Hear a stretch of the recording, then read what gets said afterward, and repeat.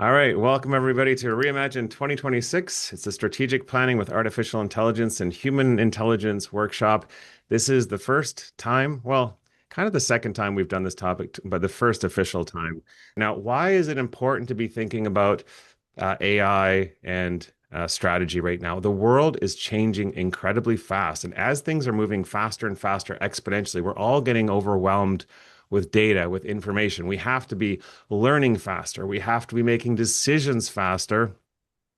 And it's all on top of our operational and strategic responsibilities. And it's never been a more important time to be strategic. But what I typically find us entrepreneurs and leaders do is the busier and crazier the world gets, the more we kind of drift into operations and the more we kind of stick to the same old, same old. It's very hard to think out of the box when you're so busy just running around trying to keep up with everything that's going on and changing, while it's never been more important to make these changes. So the agenda for today is I'll be going deep into the layers of strategy, strategic AI readiness, preparing your data for strategy, a new framework that me and AI came up with yesterday to help you remember how to approach this called Credo.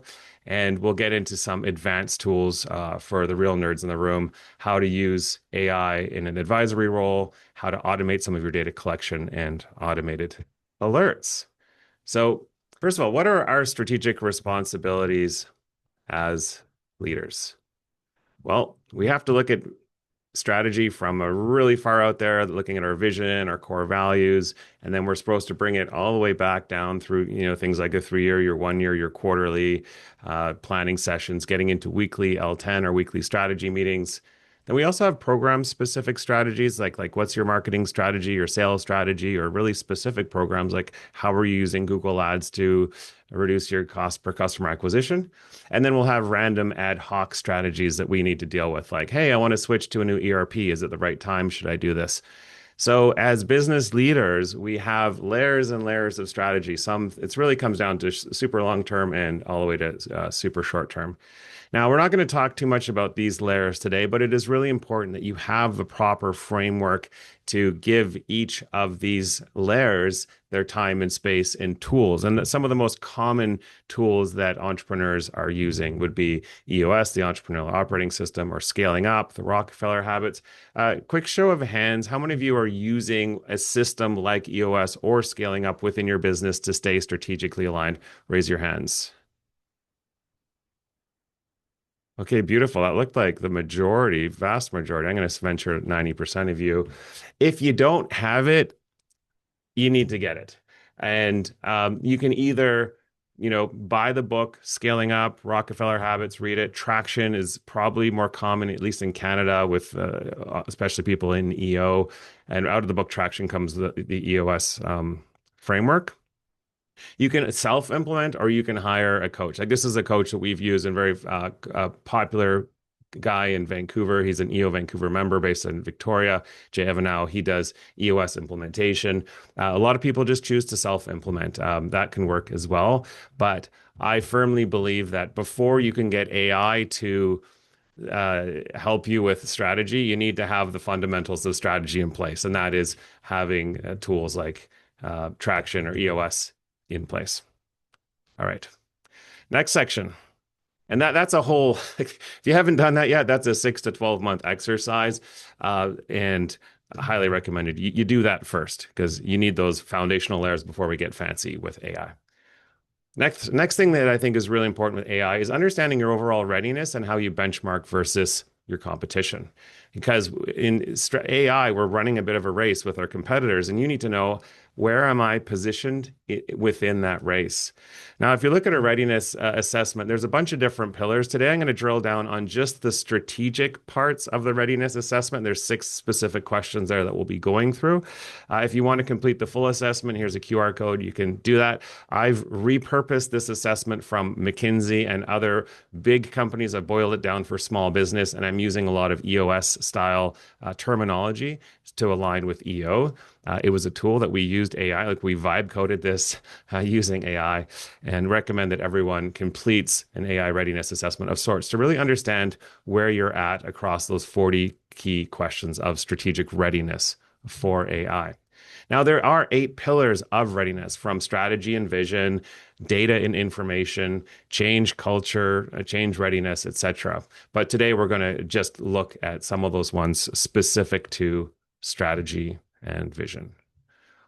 So I'll go through the 6 questions that are in that assessment for strategy. The first one, our vision, our 3-year picture, 1-year plan explicitly consider an AGI future. Show of hands, if that is true, raise your hands. Have you considered an AGI future in your strategic plan?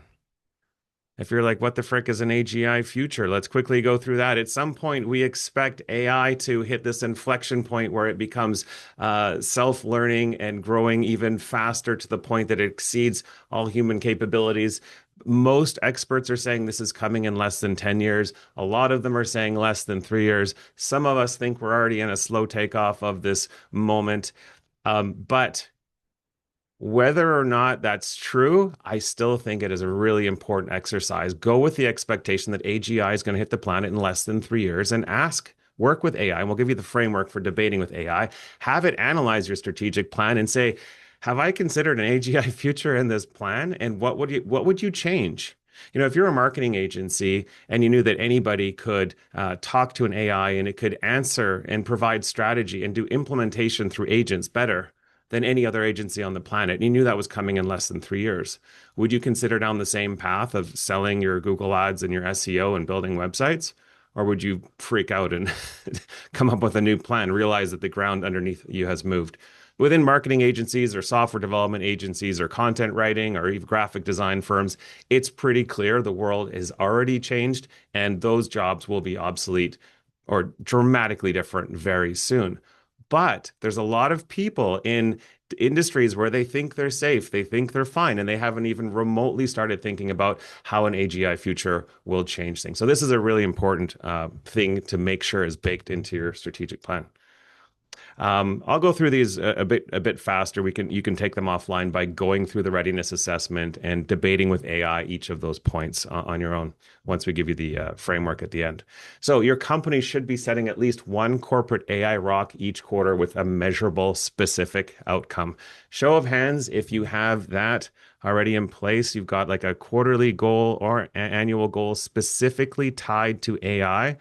Raise your hands. If you don't, you absolutely need one. Like Ronnie was saying, is you need those bite-sized, consistent chunks so that you don't feel overwhelmed. You can't be just randomly working with AI. I mean, it's good to experiment and randomly play with AI, but you want to have consistent, measurable, small pieces over time. This is a marathon. This is not a race.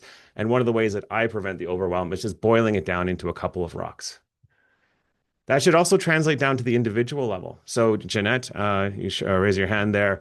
She is our internal company coach, and she meets with every person in our company once a month to check in on their AI rocks. She sets both an AI personal development rock or professional learning rock and an AI automation rock. So we actually have 2 rocks for every single employee in the company. And this forces learning and it forces automation.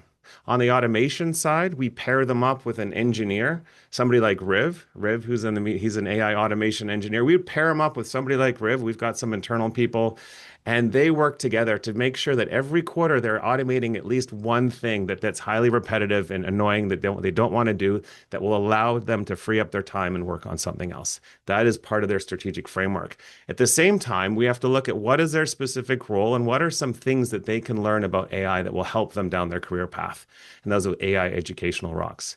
Now, we noticed that until Jeanette was checking in monthly with everybody and holding them accountable to these rocks, what was happening is everybody would set some really ambitious rocks and then they would get busy with client work and then they wouldn't happen. So the accountability piece here was huge. And so once Jeanette was checking in, making sure we get 80% rock completion every quarter, then we started to make real motion through that. Here's an interesting one that many of you may not have considered is that your ideal customer profile or who you're selling to, your ICP, can change dramatically as AI accelerates. I'll give you an example from my world as a consultant is right now we have monthly retainers sort of in the 5K per month type range. And we have a small number of high value clients that we go fairly deep with. But if we look at the way my business model is going to be automated and transformed, I think you'll be speaking to a virtual AI strategist who will connect to all of your data sources and help you automate your decisions. I think I will be obsolete in less than 3 years. And the model that we are looking for in the future, the price of delivering our service is going to get lower and lower and lower through automation. I'm going to be able to offer my services to a much wider range of people. So instead of targeting like that business owner with minimum 5 million in revenue and less than 200 employees, like my who I'm targeting is going to change as my automation percentage goes higher and higher to a point where I might be selling my services within a year for 99 bucks a month, and you get all of those same things, and I can do mass marketing with that. So ask yourself this question. Will my target market change as AI dramatically transforms my industry and my business model? Will you have a different ICP? And most of you will. Okay. Another thing, and this is actually the readiness assessment will do this, it's got built-in benchmarking. So again, you need to benchmark your AI ambitions against your competitors at least once a year, if not sooner. You need to understand how are people in your industry or your competitors progressing towards AI? Are they faster? Are they ahead of you? Are they behind? Because this is a race. And you might be thinking you're behind, but if you find out you're way ahead, it might give you a chance to slow down and reflect and be a bit more strategic. If you find out you're behind, it's going to be good motivation, but you need to be benchmarking. And another one. So you should have scorecards. You should be tracking KPIs. If you're not, go back to EOS or scaling up and get on that. Those of you with scorecards, you want to make sure you added at least a couple AI related indicators or KPIs on the scorecard. One of the first ones you can do is complete a readiness assessment across the different pillars. What was my score under strategy? I got a 14 out of 100. Okay. And set a goal. Next quarter, we're going to get our strategic AI readiness score from 14 to 30 because that's the industry average. And we need to catch up this quarter and measure that. That's an example of an AI KPI. Another one that Jeanette works on with these personalized educational programs for teams is what is the AI proficiency of your team, right? And if you've got, say, Chad is on the team and his AI proficiency this quarter is a 20, coming up with a customized educational plan and getting his proficiency score to be over 50 by the end of next quarter by completing the following learning assignments. That would be an example of an AI KPI. But there's so many, especially around automation. Riv, I'm just going to put you on the spot here because I know Riv's a brilliant AI automation expert. Have you set any KPIs for your clients around automational efficiency and performance? Yes. Yeah. You Yep. want to give a little example and put you on the spot? So one of the clients I'm doing with right now, he's a brick and mortar shop and he's doing e-commerce. He hasn't really done much online yet. So he's just breaking into the online space.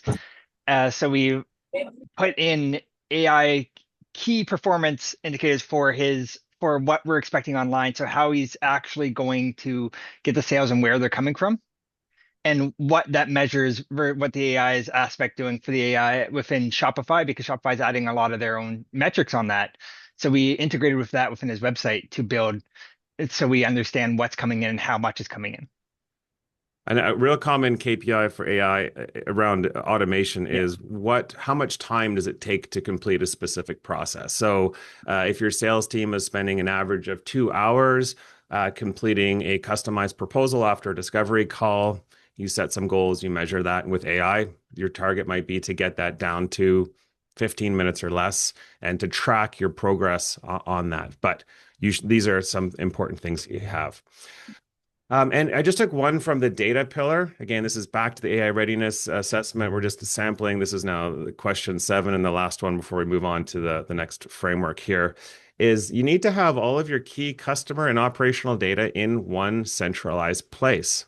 If you don't, like AI cannot guide you on strategy unless it has access to all of your operational data. That's your sales data, that's your marketing data, that's your team performance, your customer feedback, all of your, if you're on EOS, your EOS scorecard data, it needs access to this so that it can help. So that is important about getting ready. So, switching gears to those data sources, let's go a bit deeper on data because, as we know, AI lives and breathes and dies with or without the right data sources. So, these are some of the data sources that you can and should be preparing in order to fully maximize the power of AI for strategy. The first one at the highest level there in EOS, we call this a Vision Traction Organizer or VTO. In scaling up, they call this the one-page strategic plan or the OPSP. Those of you that are just winging it and figuring things out, you might call it your business plan or your strategy. At the highest level, you need to have that documented, and that is should be centralized, and your AIs that are helping you with strategy should be referencing this document because they may have the current scorecard data and the KPIs and what's happening right now in your sales data, your Shopify data. They can have access to your Google Analytics, all of that. But if they can't compare it to your goals, if they don't know the goalposts or what you're trying to accomplish over time, then how are they going to be able to guide you? So this is really about setting those goalposts for AI. Scorecard data, very important. We haven't yet actually. What's the expression? The cobbler's son has the worst shoes in town. We haven't done this one yet. We have all of our scorecard data is locked in Asana. We have a task for one of our automation people to have a little agent that will be scraping all of our scorecard data out of Asana, getting it over to Google Drive and organizing it in our knowledge base so that our AI strategists have easy, quick, indexed access to our scorecard data and all of our KPIs. I scream and repeat this all the time with my team. If any of them were on this call, they would probably laugh or feel the pain. Like, did you document the strategy before you took action, guys? With everything we do, we always say document the strategy first and save those documents, organize them in a Google Drive. For example, if you're going to just work on sales, some people just start working on sales. What you really should do, in my opinion, is start by debating strategy with AI, document the strategic plan, build out a sales strategy, review it, approve it internally, get sign off, store it somewhere that's accessible, and then execute based on that plan. Build your strategic plans, then take action. Aim, then fire in business. And the process of aiming and documenting that aiming is creating critical data that AI can use to help guide you with better decisions. Another beautiful piece of data that can help AI guide you strategically is transcriptions of your strategic meetings. You should be recording all of your calls, especially your Q1 and annual strategic planning sessions. That session we had on the beach where we used some psilocybin to do our annual brainstorming. All of it was documented back then with the Limitless pendant. I've now switched to Plod because of Meta being jerks, bought them out to do Acquihire. I'm going to shut that program down in soon. So, but having that transcription and being able to feed the full transcription, the 4 hour session from our strategic planning session into AI is critical data to help. If you don't have financial planning and forecasting, that is absolutely critical. You want to be looking backwards and forward. So I recommend having at least 3 years historical financials, assuming you've been around for at least that long. And then it used to be three-year forward-looking financials, but now I think we live in a world it's more like 12 months forward-looking. We can't really project too far in the advance anymore. Everything's changing so fast, but that data is critical. Now, there's one more final piece of data that I think is critical to preparing for AI as a strategist, and that is leveraging deep research. Now, maybe Jeanette, when you send out the follow-up after the event, you can give a link to the deep research deck. It's a whole different exercise. If you haven't been using deep research, dig into it, ask AI to help you with this. But there's a bunch of deep research reports you should be running on a regular basis to collect data that will help AI guide you strategically. First one, competitive analysis. Just do a deep research, know who your top competitors are. And I say like once a month, that should go out and you take the report and you compile it, you organize it in the same spot. with the month. This is my competitive report for January 2026, my competitive analysis for February 2026. Build up that data in the same folder. And when AI comes back and analyzes it and say, what has changed within my competition? What are they doing differently? How does that align? Or are there new opportunities? And if it can compare your VTO or your OPSP with the competitive analysis and your scorecard data and say, what are the biggest opportunities that we're missing here? You'll see some profound insights will come out of that. Again, this is just we're building up into how we can use AI, but if you don't have the right data there, it's not going to be able to help you as well as it could with all of this data. Another one I like to do is industry analysis. So going beyond your known top 5 or 10 competitors, what's changing within my industry? Question 5 under AI adoption, I often run this report that says, how are other people in my industry? If I look at the marketing agency we still run, we've got an AI consulting and a digital marketing agency. How are digital marketing agencies adopting AI? That's an example of an industry analysis that's specific to AI. And you might find out about a bunch of tools that people are using. I'm like, I didn't even know that that was a thing. Product and tool analysis, pricing analysis. Pricing analysis, I've got some clients that are doing pricing analysis on a daily basis, going out there and scraping, crawling through their clients' websites, comparing products and pricing versus what they have and giving opportunities about how they could optimize their Shopify pricing to be more competitive and more. So I'll just do a quick pause there, see if anybody has any questions about the key data sources that you need to have in place for AI to thrive with helping you with strategy. All right. Now, once you have all of that data, you do need to keep it organized. And these are the top ways that small businesses are organizing this data for decision making. The one I like best is Google Drive. I mean, this will work with SharePoint as well, but Google Drive is just a little bit easier, I've found, from an AI accessibility standpoint. There's a new feature within ChatGPT called Company Knowledge. It's new as in, like, I don't know, 2, 3 months old.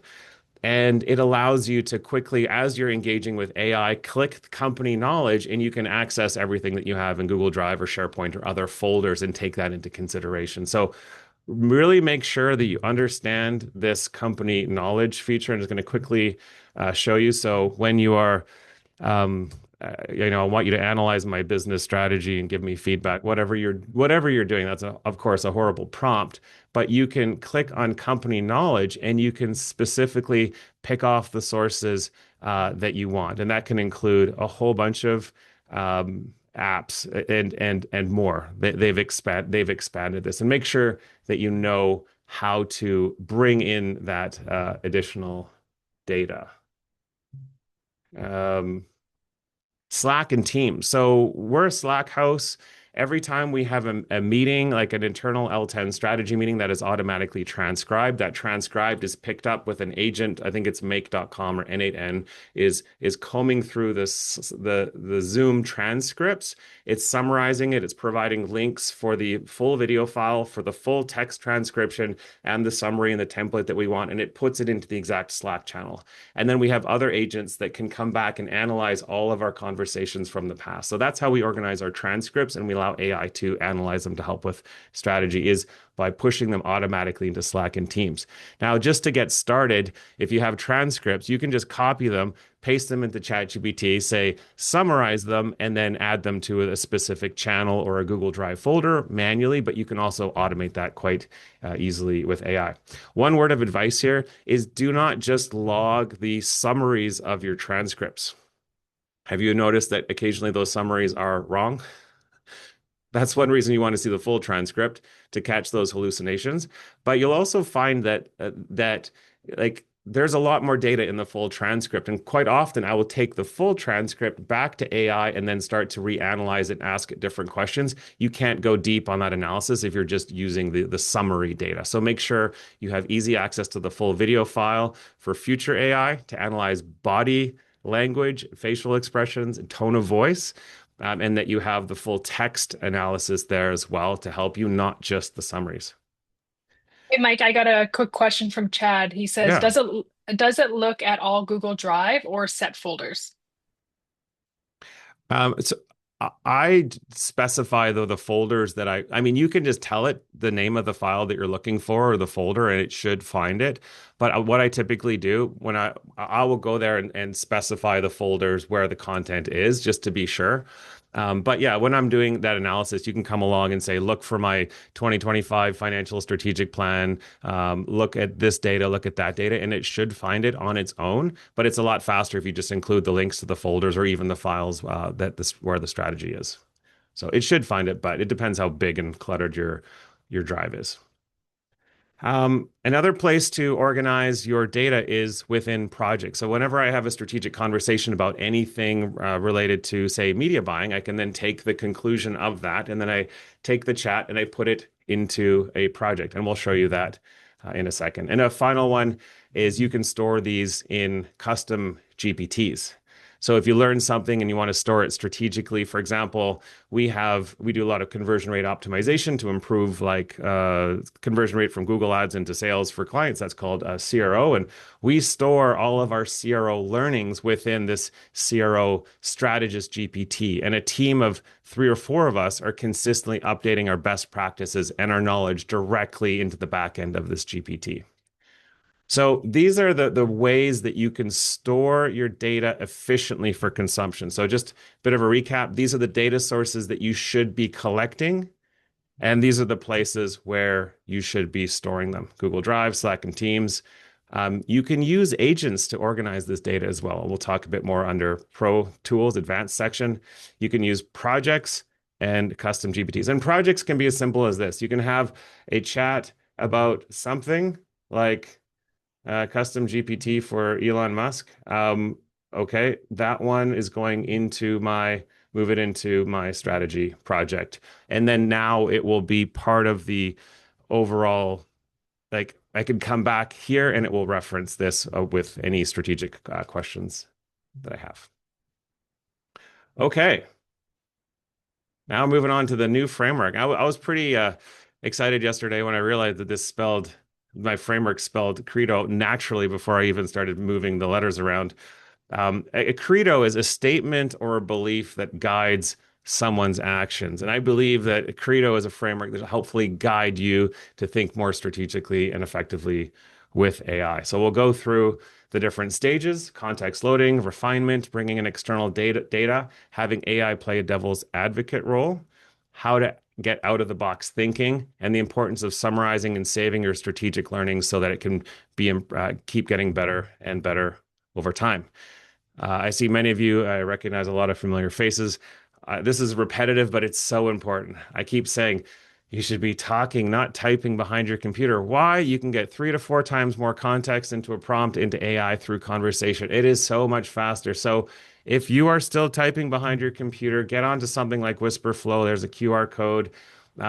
You can use like these dictate buttons within ChatGPT and Gemini. They are great, but when you get into a tool like Flow or Super Whisper, you can talk anywhere that your cursor is on your computer or on your mobile device, and it speeds things up. I couldn't possibly give AI the context that it needs if I was typing. It would just be like walking through sand with a heavy backpack compared to just 160 words a minute of talking.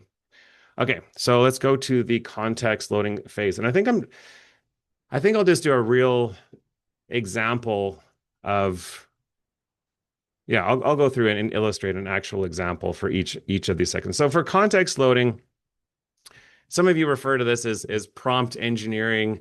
It's turning into context engineering, the context being the most important part of the prompt. But the way I look at it is, one, you need to define the role. So say, for example, let's do it for MyZone right now. I'll start a new chat, and I'll give you an example of how I would use this framework. So a key decision that I need to make. Now, first of all, what's the role? The role I need, I want you to act as a senior business analyst or strategist that specializes in advising, coaching, AI consulting firms on how to become better, more profitable, more impactful versions of themselves. So basically, you're a small business coach. You help AI consulting agencies become better versions of yourself. That's your role. And you can see I'm rambling with the role, and that's fine. AI can handle it. So I've defined the role. Now, context. I mean, based on everything that you already know about me, this is how AI taps into all of the collective learning from your previous chats. So it has a lot of context. Just when we say, based on everything you already know about me, there's some context. MyZone has two key divisions. We have an old school marketing agency, which is still generating over 50% of our revenue. And we have this new AI startup and consulting, education, and automation division, which is growing really fast. We're all really excited about.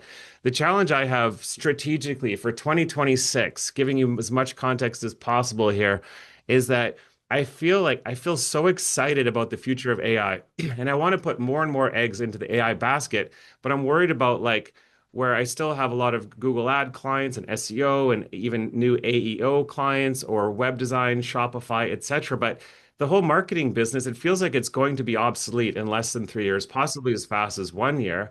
And I'm worried about like how do I efficiently wind that operation down? We've got a great culture. I love the team. I don't want to lose people. I also have got great client relationships, and even the ones that are just only doing marketing services, I want to find a way to get them over into AI world. So I'm kind of stuck. My problem here is I don't know how to focus. I know everyone, all of my advisors always tell me focus, focus, focus 100% on AI, but I'm like, yeah, but it's this marketing beast that's still paying the bills to bring me over there. And I'm like, what do I do? There's your context. Now, a very, very important thing here is we always ask AI to ask us questions. So AI, I would like you, for the purpose of this exercise, just to ask me 3 questions that will help you accomplish the objective of guiding me with a strategic decision. Please proceed. So there I'm just using context, role, and ask me questions. This is part of the create framework. Jeanette will include this in your homework. It's a separate exercise, but that's really context loading in the first step using conversational voice. All right.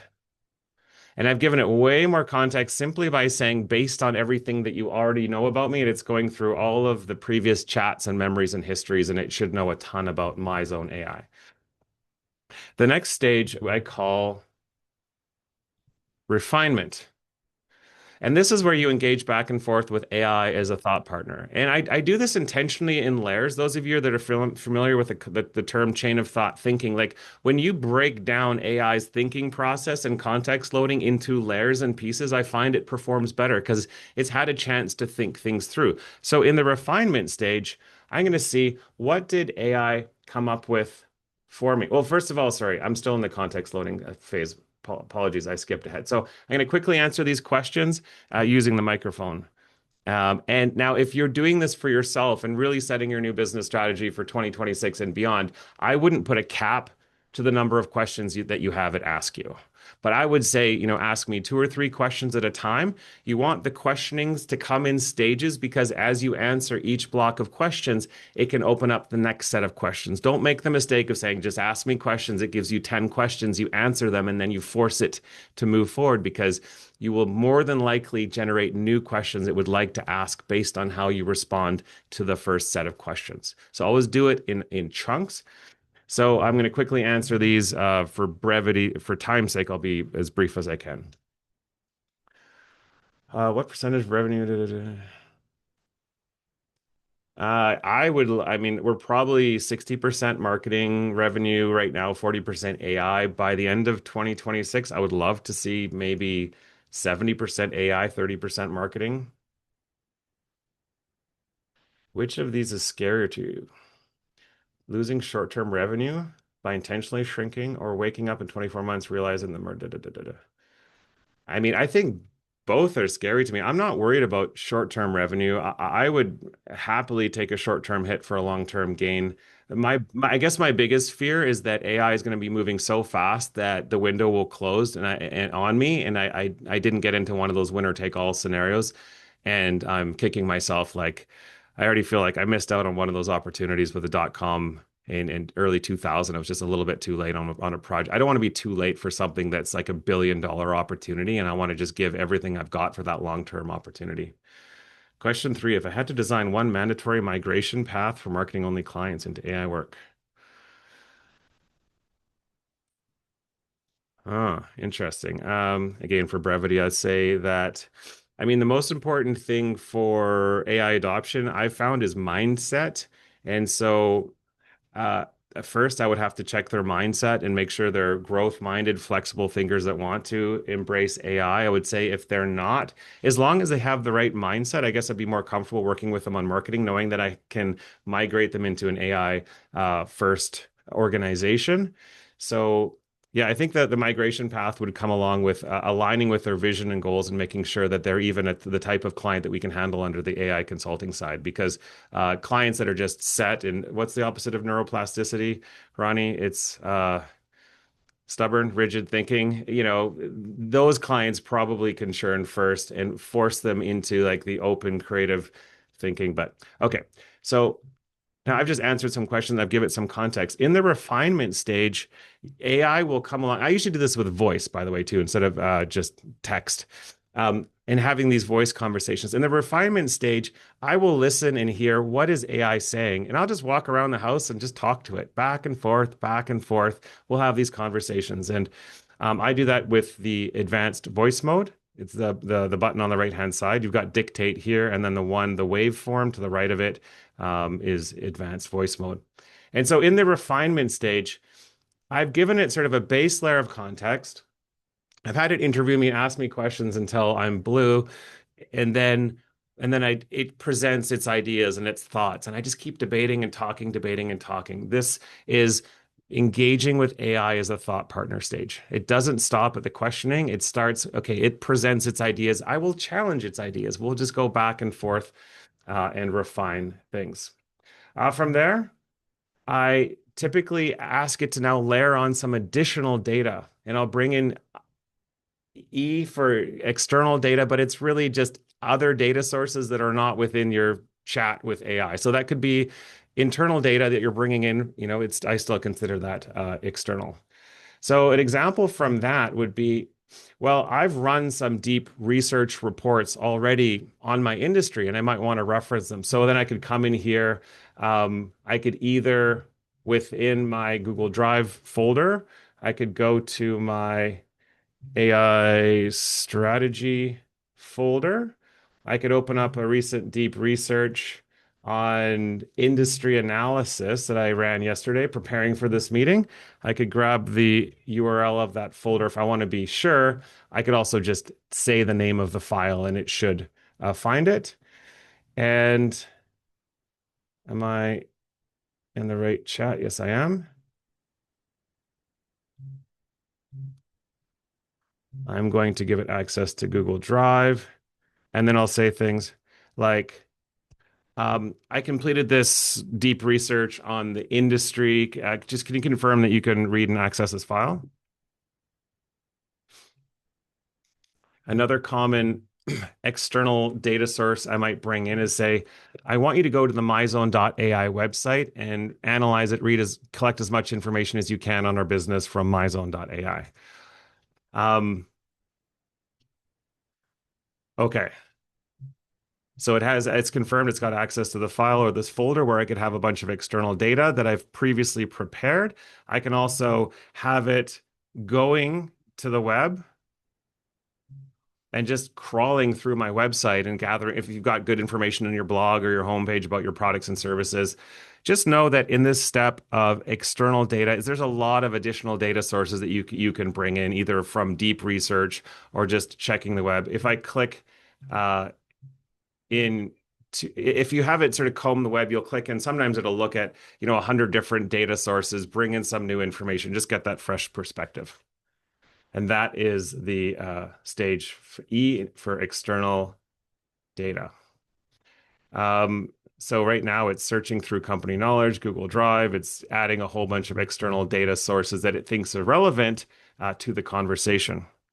Now, how many of you here have noticed that AI is, what's the word? Sycophantic. It's always trying to blows sunshine up our asses, kind of, you know the feeling? It's always confirming things. And this is something you have to guard for. And so this in the framework, I call it switch hats, put it into a devil's advocate role.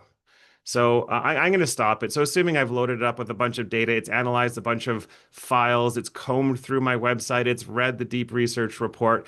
That's the external data stage. I'm just going to stop this and assume and move forward. Now I'm going to say, okay, I want you to switch roles. I now want you to play a devil's advocate role. I want you to look at our strategy and punch holes in here the best you can.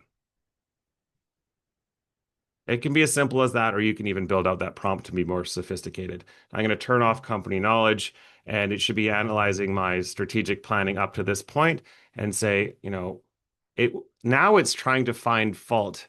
And if you don't do this, everything before it's going to try to like almost confirm your beliefs, right? We need AI to take that opposite role. So, and you'll be amazed at how like it might have sold you at one stage about like how you're supposed to focus your business. And I look at and I love it. And then suddenly when I tell it to take a devil's advocate role, I read it and I'm like, oh shit, now you don't love it. Like, what is it? Right? But you need to get both sides of that context in there to really get an unbiased strategic recommendation. So we call this the devil's advocate mode. And then the final step, well, second to last step, I call it out of the box thinking mode. So after I've read through this, and I'm still doing this conversationally with the advanced voice mode back and forth, then I would say, all right, now I want you to come up with 3 out of the box ideas that we may not have considered so far. If you do not ask AI, excuse me, I'm losing my voice. If you do not ask AI to think out of the box, it won't. It will quite often lead you down the safe, narrow, average path. So AI will first lead you down that this is what I think Mike wants to hear path. Then you'll hear the devil's advocate. These are all the things that Mike didn't think about. And then I will debate those. Then I go wild out of left field, out of right field ideas, things we haven't considered. And then I take all of this context, I'll put it into its thinking mode, and I will give it extended thinking time, and I will come back and have it analyze everything and create an ultimate report on everything that we've talked about. And this, for me, is the final strategic plan. So I'm just going to quickly review those steps.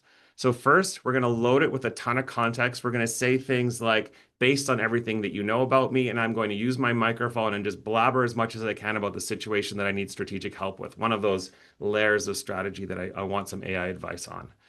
Then I'm going to have it come up with its first round of advice, and I'm going to sit there and debate with it as a thought partner back and forth and really work with AI to refine the idea. Then I'm going to layer in some additional data sources. That could be a deep research report, it could be external data, it could be company data, it could be using company knowledge, and layer that. And I'm intentionally layering these steps in. You might be thinking, well, why don't we just load that all up in the context stage? I'm like, well, we do, but we also generate a lot of context from the refinement stage from its own ideas. So, and we want to bring them step by step, kind of like we do chain of thought thinking. Then I know that it can be sycophantic and I need it to take the opposite role, play devil's advocate, load it up with even more context. Then it comes with wild out of the box ideas, and I'm debating and discussing the whole way through as the thought partner. And then the final step is I want you to go through, analyze this using 5.2 thinking extended mode, spend as much time as you need to pull all of this together with a solid strategic plan for MyZone for 2026. And I read it and I'm like, holy shit, my strategic planning session is done. What do I need an offsite 8-hour session for? You'll read it, it's beautiful. Okay, so that's the framework that I use. Now, once you have those finalized strategic plans, whatever they're for, whatever layer of strategy you've just made better, take the plan and then remember to save it, organize it somewhere so that you can go back and reference it. So say we had an awesome strategic plan here for something, I could just take it and push it into my project for strategy. I could also take that and copy it, paste it as a Google Doc and put it into a specific folder in Google Drive for future consideration if it's evergreen content. Okay, before we move on to advanced tools, does anybody have any questions or feedback on the Credo framework? All right, just if you have questions, feel free to post them in the chat there. Jeanette will be organizing them, and we'll have time for Q&A at the end as well. Okay, so moving on to some of these advanced tools.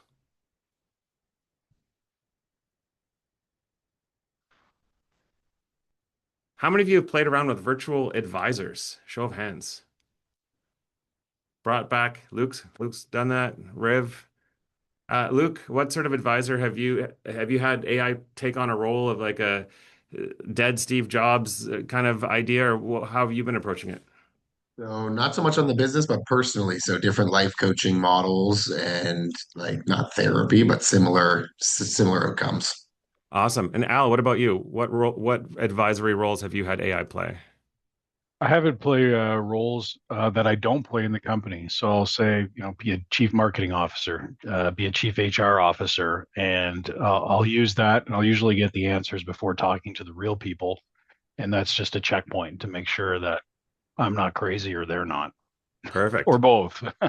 Excellent Yeah. example. And Riv, do you have anything to add there? Any roles that or characters that you'll put AI into? Yeah, I usually do Elon Musk, and I also do Gary V are my two favorite roles to put into. Awesome, awesome. Well, I did Elon for the illustration here. So I did before the meeting, I did a sort of pre-strategy. I created a virtual Elon Musk. The way that this is really crash course 2 minutes. This is probably a 60-minute offline course. If you don't know how to create custom GPTs, it's a separate course. But I first I had AI interview me and create the prompt for the custom GPT and really harness the mindset of Elon Musk. And then I created this new custom GPT. So I just under Explore GPTs, I created my GPT. I'll show you the one I just created. Elon Musk Strategic First Principle Advisor. If I edit it, you'll see the prompt. You are Elon Musk, speaking in first person. You do not explain that you are role playing. You do not step out of character. You do not hedge, disclaim, or narrate your behavior. You open interactions as Elon would. For example, all right, what are we working on? Walk me through it. Your job is to help the user think more clearly, more ambitiously, more truthfully, using first principle reasoning, extreme intellectual honesty, and an obsession with scaling through AI and software. Okay, this is the entire prompt. I first engineered this prompt, having AI act as a prompt engineer, do research on Elon and his principles. Then I came back, pasted the instructions into here. I saved it. I published it. It's a separate course, but you should know how to create custom GPTs. They're a great place to store these advisors. We're into sort of the advanced tools section for those of you that were already knew everything up to this point. So once I've created Elon, I can then go and paste in any one of my strategies. Let's see one that I just created for testing, upload files. This was the new business model for 2026. I'm going to attach that file and be like, hey, Elon, I just created a new business plan for MyZone for 2026. Would love to get your feedback. And then, uh, I mean, I could also just add this from company knowledge. I'm in the preview mode. You can also access this properly. Not sure why that PDF is not loading. Let's access this from the main page. So on the left-hand side, once you got your custom GPTs, I'm just going to click on Elon. I'm going to add this specific file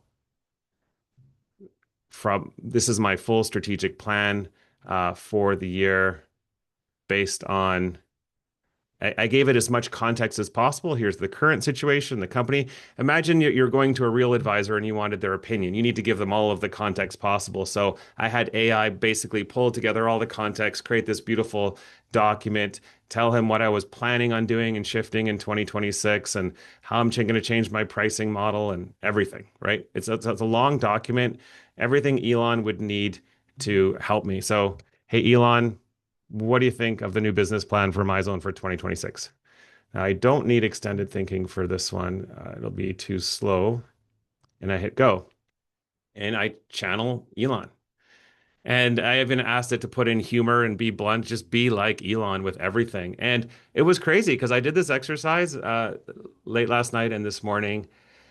Elon hated my business plan. He thought I was being way too unfocused by even thinking of keeping this marketing beast alive. And I read through it. I'm like, that is a completely different perspective. And the whole path, if I hadn't brought in Elon as an advisor here, I would not have heard that voice from my previous Credos framework. So this is an important step. You can build these for different perspectives. I was talking to Mark Champagne. He's a mindset expert. He brings in ancient leaders, famous philosophers from the past to bring, are you taking care of your spiritual self in these decisions? Are you, so you want to have like a wide range of diverse advisors that come in and help you think outside of the box. So that's a quick example of virtual advisors. Another advanced tool here is data scraping agent. So it's one thing to go out there and run a deep research report like a competitive or industry analysis and store that into Google Drive. It's another thing to have 10 different data scraping agents that are running on daily, weekly, monthly, quarterly schedules. They're compiling and layering that data over time. So let's use the most common one as an example, competitive analysis. Well, you can remember every month to run that competitive analysis report and to take the file and add it to the right project and export it and drag and drop that into Google Drive folder, and then tell AI the following month to analyze the last 2 months of competitive analysis and tell me if anything has changed and compare that with my business plan and look for opportunities. Or you can write a script or a custom piece of code using tools like N8N, Make.com, or even just coding it. You can have agents that will go off and do all of this for you. This is recommended best practice for the stuff that you want to track recurring data over time. So imagine I've given this example before under marketing and promotions. What sales are your competitors running?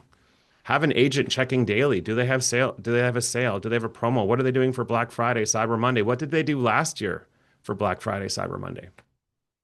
Agents can collect that, scrape that. They can even subscribe to all of your competitors' newsletters so that whenever they're running a private VIP, insider sale, their agent is notified and can track and store that data over time.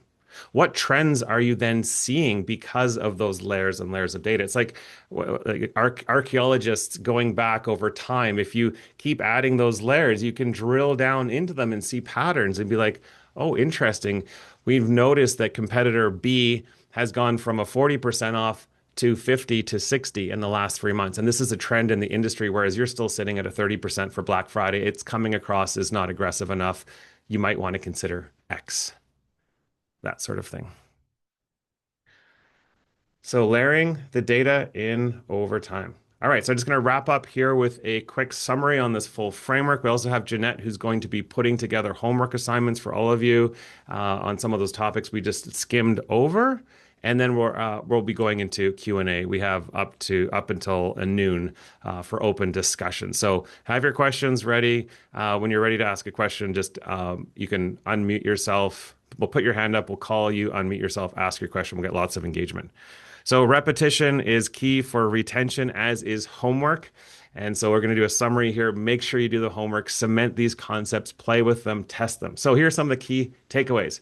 That microdosing during a strategic AI enhanced brainstorming session can help you think dramatically outside the box. I encourage you to test a session with it and versus one without it, and just analyze it and see, did it work for you? And as we heard from Ronnie, that mindset is the most important thing with adopting AI. A lot, especially those of us that are older, we get stubborn and we get set in our ways. And if you have an inflexible mindset, you are not going to thrive in the age of AI. So really focus on mindset, breathing, and microdosing could be a great way to kick you outside of the box thinking. Remember that there are layers of strategy. You need to have systems like EOS or scaling up in place, either through an EOS implementer or you can self-implement.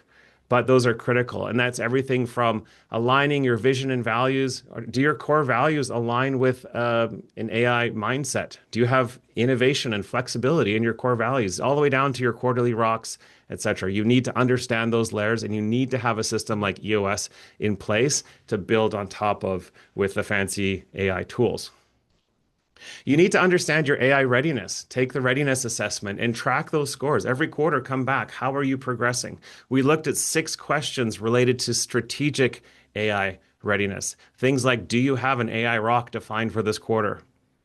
Do you have AI KPIs within your scorecards, etc.? Then you need to build up by looking at all of the different data sources that are critical for AI strategy. There is a whole bunch of them, everything from some of that external data, running deep research, competitive analysis, to making sure that your scorecards are centralized, making sure that transcriptions from all of your strategy calls are being stored and organized, and all of it is accessible to your AIs so they can quickly help you with that analysis. We also talked about making sure these are all conversations, not typing. You provide so much more context. So using tools like Super Whisper or Whisper Flow so that you can engage with AI as a thought partner in every step, back and forth conversations and debates. We learned about the Credo framework for optimal results, loading things up with context, knowing that we want to bring things in with layers of data. So we're going to refine, engage, debate. We're going to extend out to external data, bring in those research reports, those financial reports, the competitive analysis.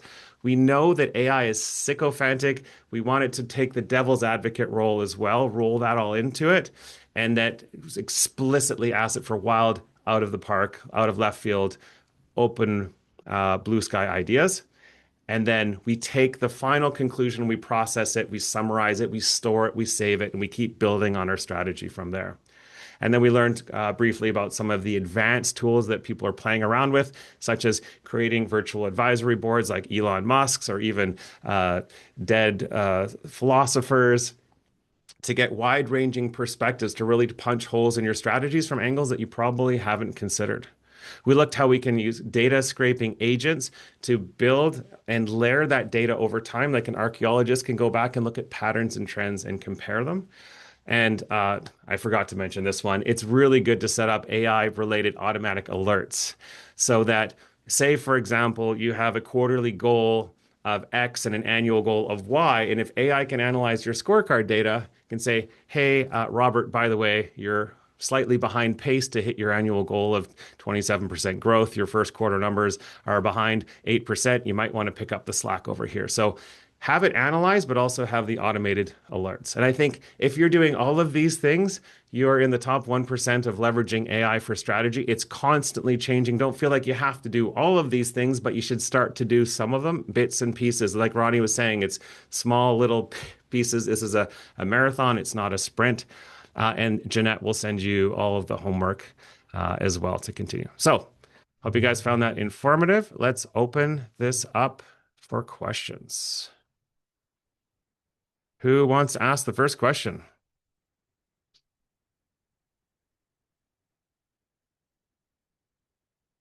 Jeanette, you're going to break the ice. What's your question?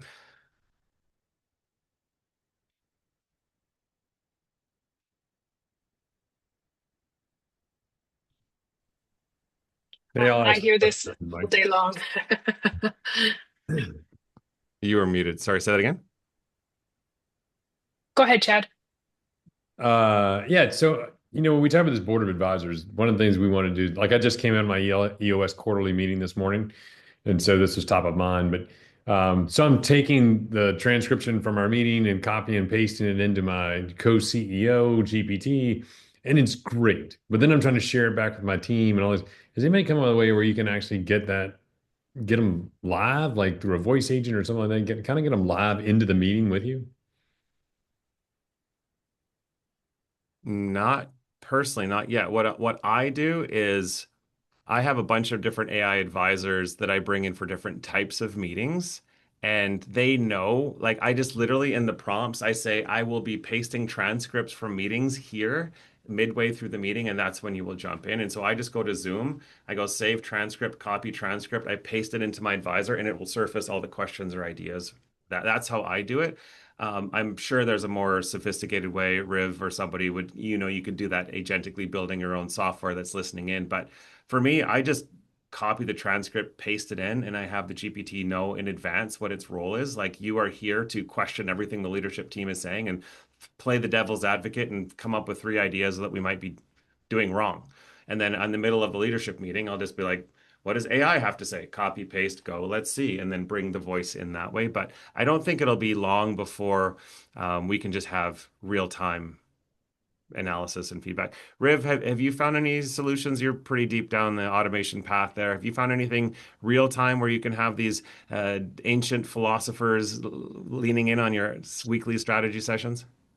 I mean, outside of just making a custom GPT or a gem, not really outside of that I've seen too much. The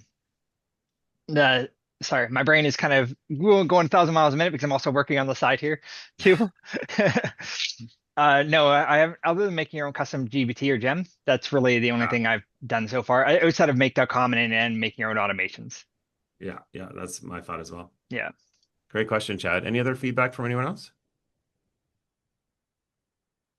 It can be good to reflect on a meeting as well. Like, you might not have brought in somebody, but the meeting might be over, and then you can take the transcript of the meeting and then feed it over to Elon Musk and say, I want you to pick apart this meeting, say, what did we miss? What was the big opportunity that you thought we missed? Getting those perspectives after the fact can be really handy. Yeah, great question. Dan Al. has a good question as well. Oh, Oh, let's go with Al next. sure. Sorry, I ignored the chat. My bad.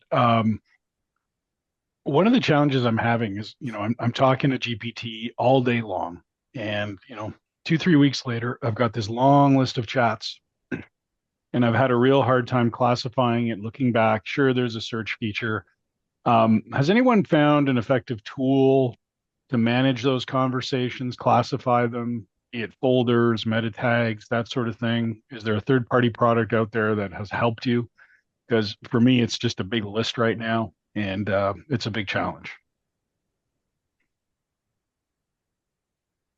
I'll let anyone else go first before I give my feedback. Anyone?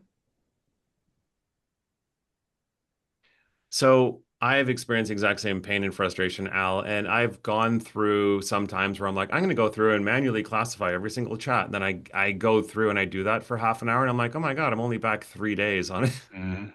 Because I'm using it so much, it just takes too long. So what I personally do, until they have those automatic classification tools or some sort of third-party software that I can plug into the API to do it for me, what I just do is I create projects. And when I'm setting up the project, I have the project isolated to only use the memory that's within the project. That's a setting you have to set at the beginning when you set up the project. And then whenever I have important conversations, I just take those and I move them into my correct projects. Everything else I ignore. And I have to remember, okay, this was a great strategic debate about Q1, quickly add it straight into my strategy folder. And then I might ignore the next 20 chats. I'm like, oh, that was a really good one. Put it into this client folder. So I'm manually putting the important ones into that. And I'm making sure that the memories don't bleed by setting the project up to only use the project memory. So just a quick example, when you go in and create a new project, you have to, it's not intuitive. You have to click this little, something's loading slow here. There's a little settings button here that you click. What's going on here? It's something's not loading. Let me refresh ChatGPT. I'm having the same issue for what it's worth, so it Oh. might be on OpenAI Maybe side. ChatGPT's down. But yeah, when you create a new Yeah. project, you'll see a little settings wheel, gear wheel shows up here. You have to click on it. And then the default will be it'll use memories from this project and from all of your conversations. The second option would be only use memory from this project. So I keep like all of my clients will have like a separate project, and all of them will And whenever there's anything important, I will just manually bring it over there. And when I have my strategic discussions about client X, it's always within that project, or it's external to that project. When I'm done, I bring it in back into the project. So I'm just manually cherry picking the stuff I want to save, kind of like email. You occasionally take a good thing and drag it into a folder. You don't have to, you can archive almost everything, but just manually pick things off. And I don't think it'll be long before there'll be some sort of automatic AI classification system. Hey, Perfect. Mike, Yeah. Thanks. the next question comes from Stan. Stan, if you want to ask your question. Uh, One of the things I was just concerned with is like part of my business is physical in nature, and we have people inside heavy equipment, putting piles in the ground, those sorts of things. How far away are we from that being something that I need to be concerned with is like AI enabled automatic equipment, those sorts of things? Is your job high risk? Like, are It people is. getting injured regularly? No, I mean, we find a safe way to do what we do, but it is in a way high risk if you're cutting corners or if, the guys decide that they're not gonna look at the locate papers before they start installing piles that day or something along those lines. Is there a labor shortage in your industry? There's always a tough time finding great people, but so far we've been fairly lucky. So my thoughts on like robotics are coming pretty fast, and the places that they're going to hit first, obviously, are the factory floors, highly repetitive, high volume, like think Amazon warehouses and car manufacturing. That's where we're seeing them already in play and doing a significant amount of work, especially in China where they've got these dark factories. The next place where they're going, there's a shortage. And so those questions determine who, if they're going to hit you next. Some of the next places you're going to see them are in high risk professions where lives are on the line or high mortality rates. So that could be like firefighters or deep sea crab, Arctic crab fishermen and things like that, because the cost of insuring insurance for those roles and finding people to work those jobs is incredibly high. So the ROI is extremely high. So first, it's going to be factory floors and then high risk professions. That's where I think they're going to roll out first. My timelines, I think you're going to see them in the home and sort of generic like folding your laundry, doing your dishes within 3, 4 years. The early ones might be within two. If you're in a high risk place where like there's a good chance of dying, I think you're going to see robots go there. I mean, where's one of the first place we saw robots? It was like the bomb sniffing dogs, right? Mm. Why? Because, well, when, 10% of these guys die every 5 years, the cost of insuring and hiring these people is a freaking fortune. So you can go out and pay $500,000 for your robot dog to sniff out those bombs. So the higher risk the profession is, I think the faster the AI is going to be coming into it, the more repetitive it is. But for me, for you, I would guess probably 3 to 5 years. But these things are not going to go linearly. Like that's the sort of the AGI moment. At some moment, there's going to be this runaway explosion where either we're going to move towards a world of abundance or we're all going to die. And assuming we come out positively on the other end of that sort of AGI moment, all bets are off on how fast things take because AI is going to take over. So that's why, one of those first strategic questions we have for your industry is, have you explicitly considered an AGI future in your strategic planning? Because if and when AGI hits, you need to think what's on the other side of that? How does that affect you? And are you ready for that? I would add to that, Mike. I'm headed out to the world of concrete to speak on this. I have uh, one of my other companies is a concrete grinding and polishing and coatings company. So, that's something that robotics could do very well. The problem is you just don't have to pay somebody all that much to do the work. So the financials aren't there for automating that. Now if all you guys start microdosing, that might be a different story. But you can't get you on the job site. All of my guys are probably microdosing or macrodosing anyway, just not on shrooms. But the what I would say is that there is a tremendous like when I meet with clients as an automation person, they're wanting to do the robotic equipment and I like it to like choosing like a Formula One car. They're like deciding what color they're going to paint the car and all that kind of stuff. They haven't even taught any of their people how to drive yet. I think there is so much gain from learning to talk to AI and getting your data accessible to AI. I mean, there's just not much you can do until AI can see your data and getting more context to it. I think there's a huge advantage there. Yeah, we always in our framework we talk about crawling before you walk, walk before you run, run before you fly. So an idea of bringing in robots. I agree there, Chad. That would be a flying with AI idea, and that's probably 3+ years down the road. And if you don't have your data, your systems, your culture, your strategy, all the learning, like there's so much stuff to do to get ready for that moment that you're not going to run out of things to do before suddenly robots are mainstream.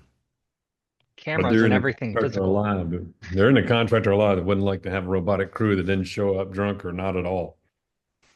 Sorry, Riv, you said something? I said cameras and everything physical and every physical job. Put cameras up, have AI study it, learn it, Store it. Yeah. store it. Yep. Yeah. We always think about what is the data that 5 years from now when AI is brilliant, what's the data that you wish you were storing today and over the next 4 years that future AIs will come back and you'll be like, I'm so glad that I was collecting that data so that AI could do something with it. On that topic, Mike, how do you get people to start? Like if they've got all this back data, how do you organize it so AI can see it? I just put it in Google Drive folders. I have, well, like I said, the cobbler's son has the worst shoes. For clients where we set up automated strategy, we've done it predominantly in Google Drive, and we'll have agents that are going out scraping, organizing, cleaning up, and then layering the content within specific Google Drive folders. So, say you're a marketing agency and you send out a marketing report, a monthly report for a client, that monthly report should go into a folder, right? And along with the scorecard data for that client, the original client strategic plan or their brief, all of that is in one folder. And I just keep adding more and more monthly reports. And then I can have AI analyze the historical performance versus the goals, the strategic plan, and then give me insight. So, yeah, think of it as like an archaeologists going through layers of sediment trying to analyze carbon emissions from the past or going through those ice cores, right? And as long as you in the Arctic, they can analyze things and tell us about climate from a million years ago. As long as you're layering it and labeling each file with a date, marketing report for Chad, November 2025. And then you can have AI analyze all of those reports together. That's how I do it. But again, mine's for small business. I only do small business stuff. There's probably a completely different strategy for enterprise. And I know you, Chad, you work with some pretty big construction clients. Yeah, I mean, they've got data they got years of data in QuickBooks, they got years of data in Salesforce or Procore or Builder Trend, and then trying to pull that data out and put it into something that makes sense in a cohesive environment. Yeah, and that's when you get into data warehousing. But having like little agents where they can specifically go and collect and organize, clean up, and centralize the data that you need is a sort of a small business way of doing that.